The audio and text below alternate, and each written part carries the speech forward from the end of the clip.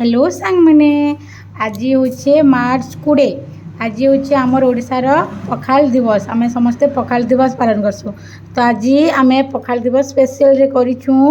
एटा भात पखाल भात दही एटा परजा आइछे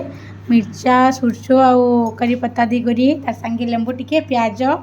तापरे आसीगला एटा हूँ आंब चटनी तापर एटा बड़ी चूरा लहसुन प्याज आरु बड़ी करी तापरे एटा साग एटा हला बैंगन भर्ता एटा हला आलू भजा छोट छोट आलू भजा एटा हला गुआसेमी भजा एटा कदली भजा एटा रोही माछ भजा एटा बड़ी चावल बड़ी लिया बड़ी आउ भजा बड़ी एटा टमाटो मिर्चा लहसुन आउ एटा प्याज आरु आमर काकुड़ीर कटाइछे सलाड आउ एटा खाउछन मिस्टर